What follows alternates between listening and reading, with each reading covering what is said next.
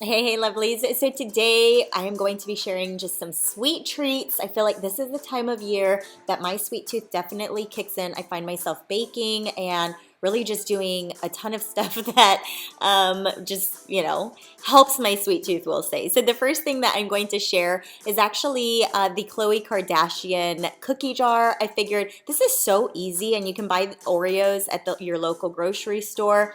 I basically just rotated the Oreos and the vanilla Oreos, and you basically just stagger them up so that at the end you have this very aesthetically pleasing cookie jar. This is so easy, and my kids actually came home and were so excited to see this. Because, I mean, if you're not an Oreo lover, I don't know what to tell you. But it really was one of the easiest things to put together for just a really nice twist on a cookie jar. Now the next thing that we're gonna make are pumpkin chocolate chip muffins, and because I don't really use sugar, I decided to substitute the caramel sweet drops. I also have some vanilla extract, some Kodiak buttermilk mix, pumpkin pie, spice and cinnamon, baking powder, pumpkin puree, and then the Ghirardelli chocolate. I would probably substitute semi-sweet next time. But basically, I started off by just mixing all of the wet ingredients together. And don't worry, the recipe will be in the description box if you decide that you want to do this instead. I would absolutely substitute unsweetened applesauce the next time. But I was really just trying to make it very low calorie because I am on a nutrition plan that I'm following. So once I added all of the wet ingredients together, I mixed together the dry ingredients in a separate bowl and then added the wet mixture to it. And you really just want it to be a little bit like a muffin type of texture, like a cake batter type of texture. I did forget to add some extra water, so here I am just adding that in, and then you have a really nice consistency. It's almost like a thicker baby food type consistency. I decided I wanted a little bit more pumpkin pie spice, so I added that in, and then I added in my chocolates. Now, I'm going to tell you right now, I would have probably stopped right here. I feel like this is enough, but give me some chocolates and I just don't know when to stop. So I ended up adding some more chocolates and it ended up being just way too much. So just a little bit of chocolate is my recommendation, but you basically fold in the chocolate chips, layer a muffin pan, fill them up, and then put them in a 350-degree oven.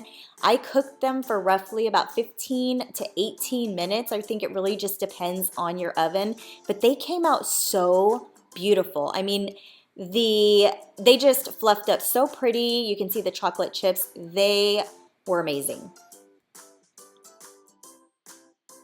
So again, the recipe will be in the description. I made just a couple of substitutions just because it fits my nutrition plan a little bit better. And then of course with muffins, I need some type of icing, but because I am not a fan of too many sweets, I just decided to make a cream cheese mixture where I added the cream cheese, the sweet drops, and they are caramel flavored, and then I went ahead and added just a little bit of extract and melted butter, mixed it all together, and it was just the perfect type of icing, not too sweet, and it has that cream cheese flavor. I feel like cream cheese and pumpkin go together so nicely.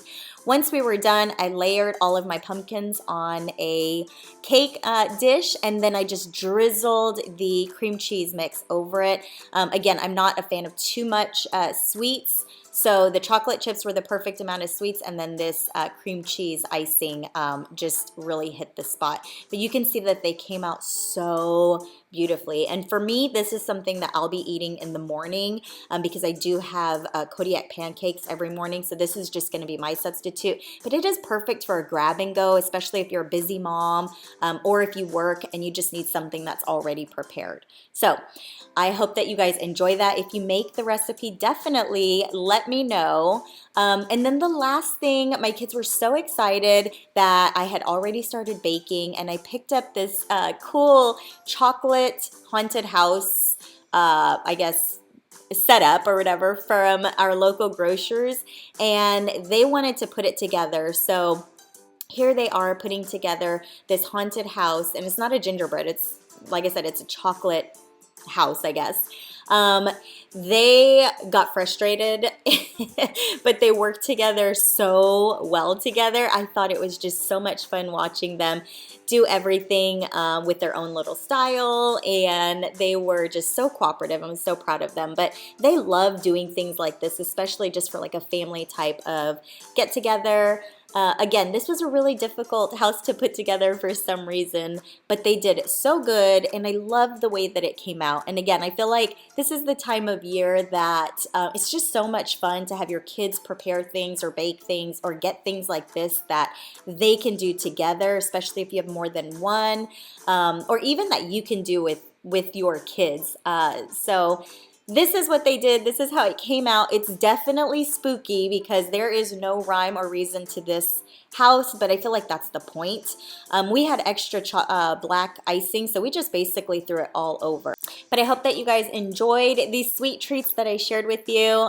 If you are not subscribed, make sure to subscribe, and I will see you guys in the next one.